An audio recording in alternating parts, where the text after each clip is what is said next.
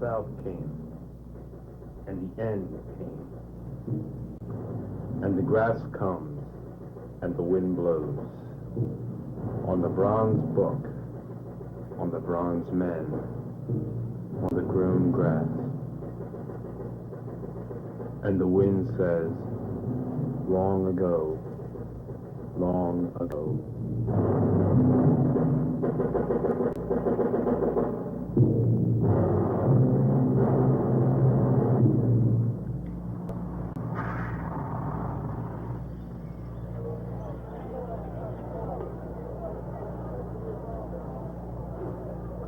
So here we are, Gettysburg.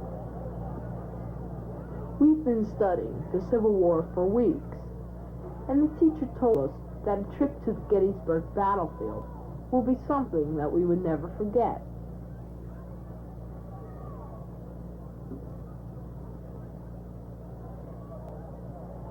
I don't know.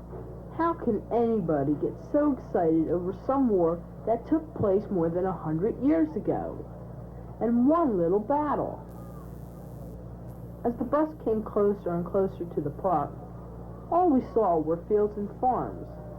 They didn't have tanks or bombs in those days. Oh, what kind of battle could this have been?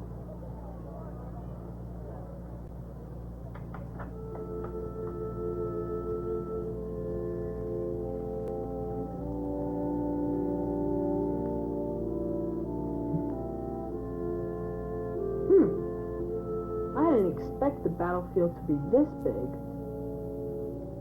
Most of the historical places we visit on school trips are only smaller than you imagine. But this park must go on for miles and miles.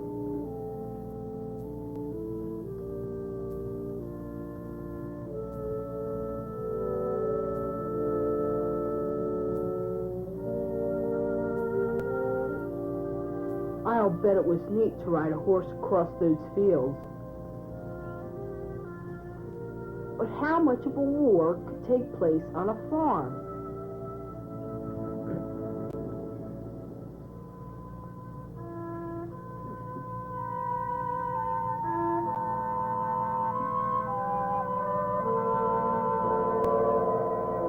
We'll probably be walking all day. Great. My feet hurt already.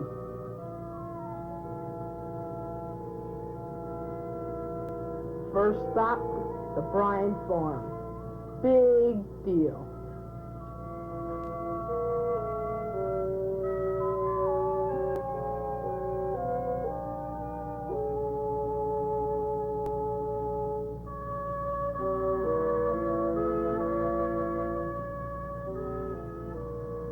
So this is the Bryan Farm. Boy, did they live in little houses. Wonder what the Bryans were like. They must have built this place themselves. Maybe they had kids. Where were they when the battle started? They say the sides have bullet holes in them. Yeah, I see them. I wonder if people were in there when the fighting was going on. The barn. It's funny, I didn't really want to come on this trip, but standing here, it's not real hard to imagine what it must have been like for a kid my age, way back in 1863.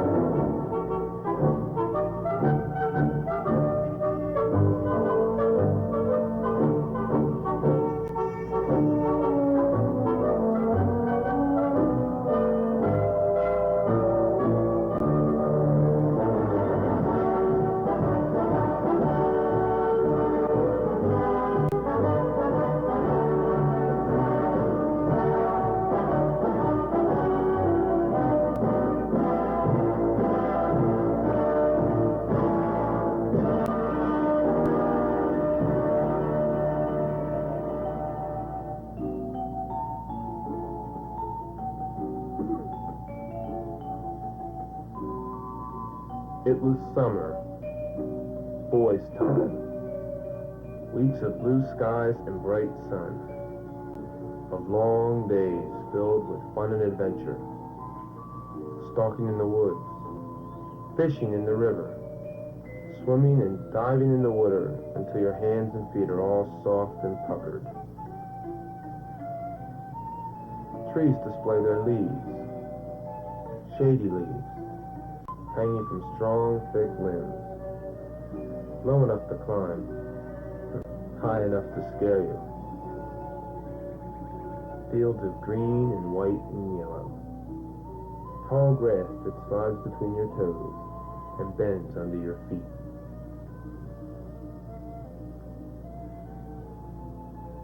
Sleeping out on ground that stays warm long after the sun's gone down. You can lie on your back and look for miles and miles into that black sea of a sky. Fall asleep, counting those millions and millions of stars.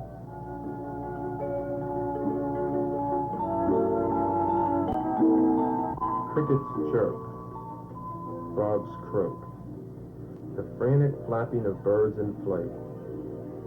Sitting under a big tree with your eyes closed, listening to the whisper of the warm wind as it musses your hair.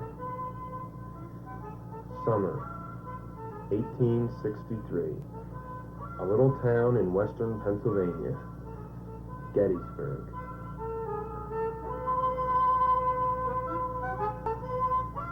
This was not like other summers. There was a war going on, a war that had continued for the better part of 2 years. But now, it was drawing closer. The news was of this battle and that, strange sounding names of distant places, names, lists, casualty lists. And it all seemed so far away until now, until summer.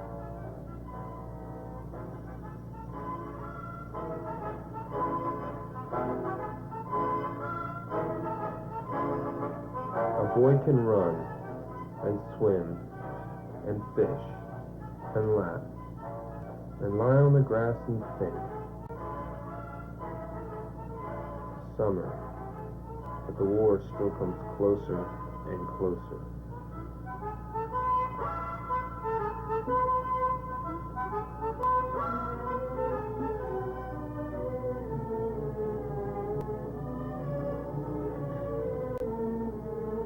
Gettysburg was just a quiet little farm town in 1863. But by the beginning of that year, the Confederate Army had made a number of successful advances. Inspired by their gains and further motivated by the deteriorating situation in the South, Lee's army invaded Pennsylvania in the direction of Harrisburg.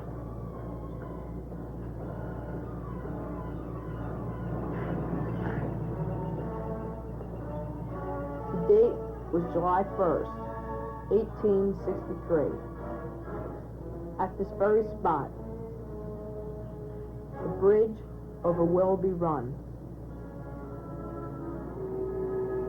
In the early morning hours, Federal pickets fired the first shots, and the Battle of Gettysburg had begun.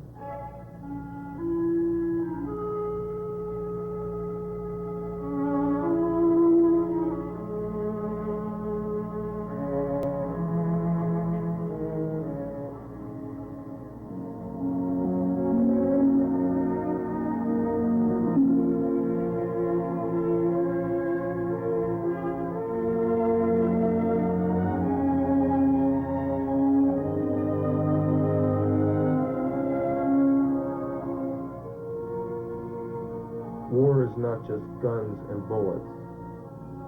War is not merely charging and retreating.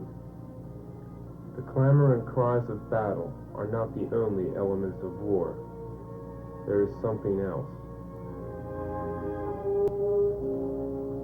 There is the human side to every war.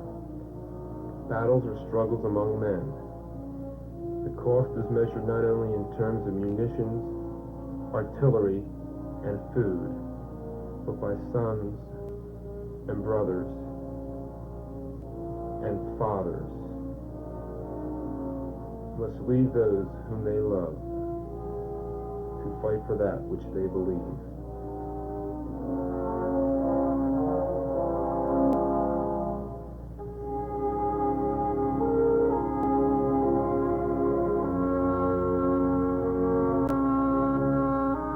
And so it was at Gettysburg.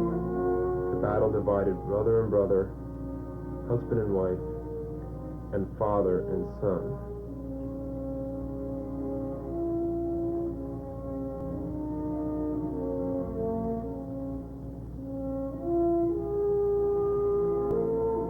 Summer, and the war was as close as your heart.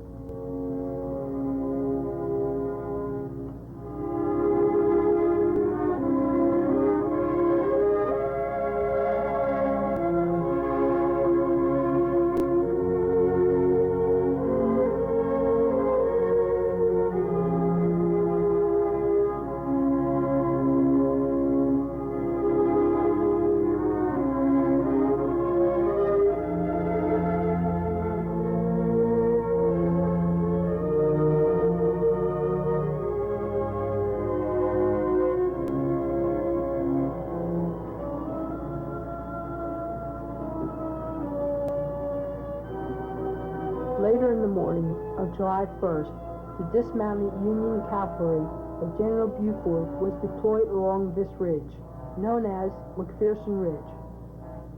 Here they received the attack of the advancing Confederate brigades of Archer and Davis. The Union forces were subjected to a heavy assault by the Southern forces. The fight is extremely severe along the entire length of the ridge.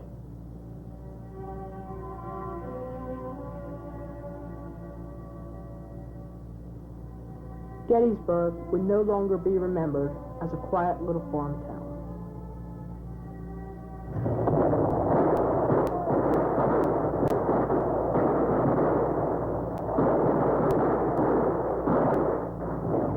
While heavy fighting was continuing on McPherson Ridge, the Southern forces attacked a portion of Wadsworth's Union division from across the fields north of the railroad cut.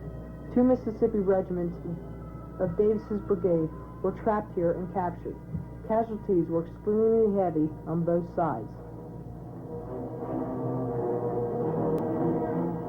Recognizing the strategic value of high ground of Oak Hill, Confederate General Rose deployed his division of 5 brigades here and at about 2 o'clock in the afternoon launched an attack on the Union forces. Fighting was heavy, but neither side was able to gain any important advantage.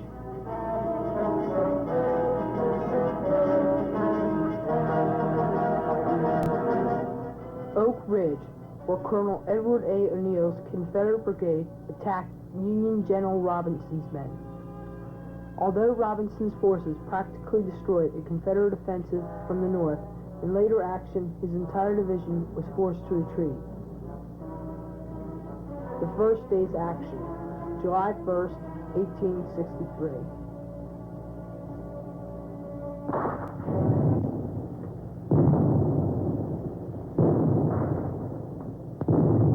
People living in the small town and in the farm towns which dotted the countryside of Gettysburg could hear the battle taking place.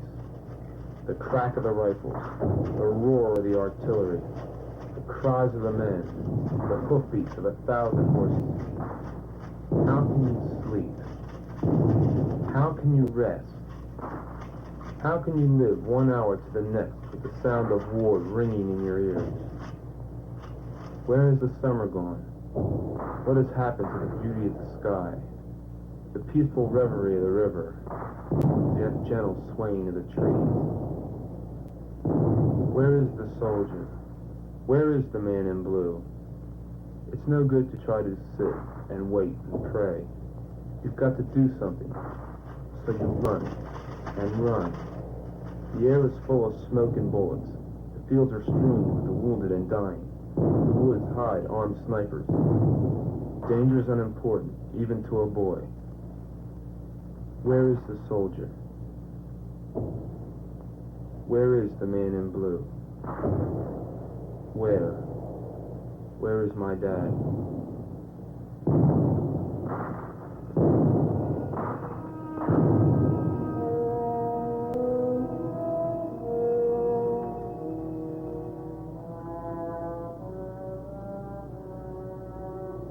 July 2nd, 1863. General Lee's battle plan for the second day was to attack the left flank of the Union line, which he believed to be just north of here, Little Round Top. This was a vital position held by the Union soldiers. Fighting was climaxed by bloody hand-to-hand combat in the Confederates' determined effort to take possession of Little Round Top.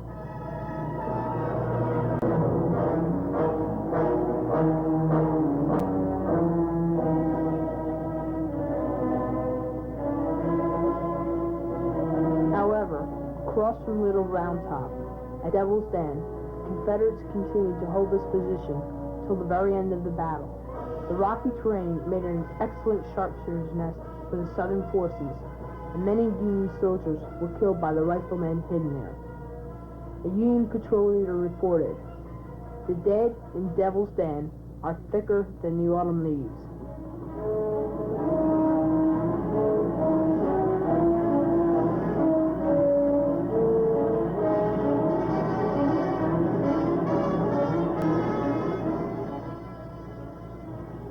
Severe and prolonged fighting occurred here on the wheat field between Longstreet's Confederate 1st Corps and Sickles's Union 3rd Corps.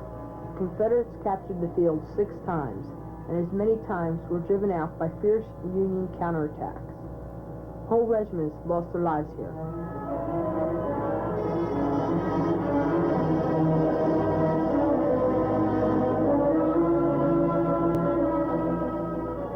Culp's Hill, a vital Union defensive position. Fighting continued through most of the second night as the Confederates pounded and pounded, trying to win this Union stronghold, but the Federal position remained secure.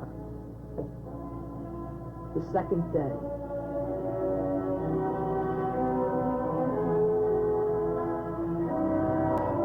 The second day, and a boy has matured beyond his years. He has seen the distant fighting. He has heard clearly the noise of battle. He has seen the twisted bodies and the glazed eyes of the dead. The war was once so distant, and is now all too near. Where is the man in blue?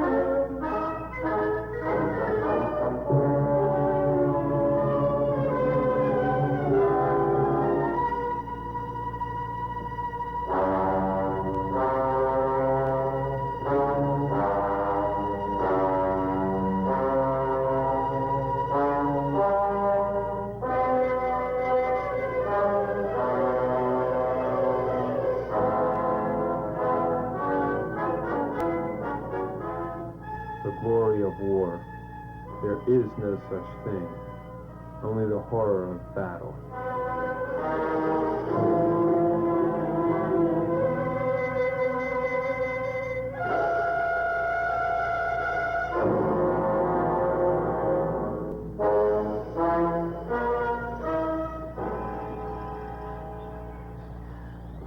The third day, July 3rd, 1863. That afternoon, General Lee launched his final attack, known today as Pickett's Charge.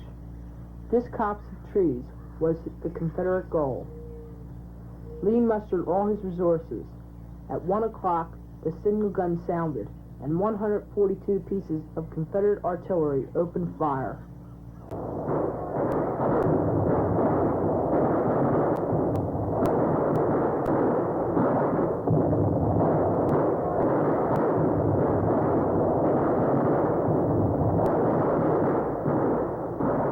From this vantage point, General Robert E. Lee watched his Confederate soldiers, his troops in butternut gray, fall before the Union artillery fire.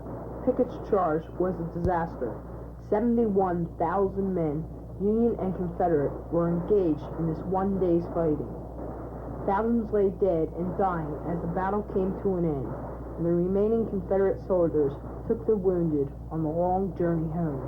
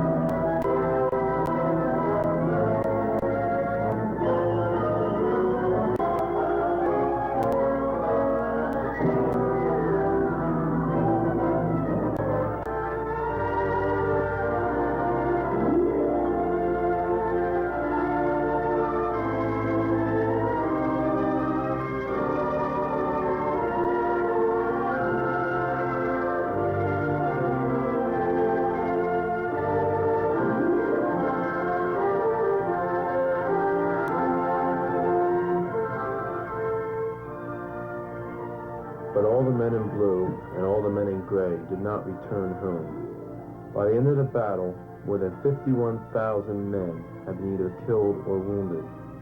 The Union had won the battle, but at a tremendous cost.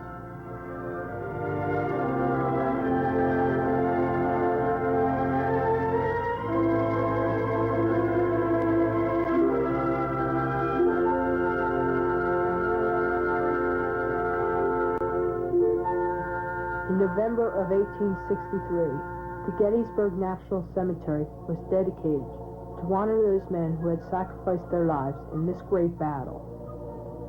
Gettysburg is not just a place, a town, a park.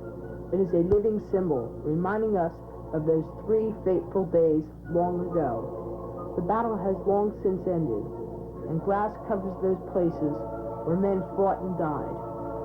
for those things for which they died shall never be forgotten.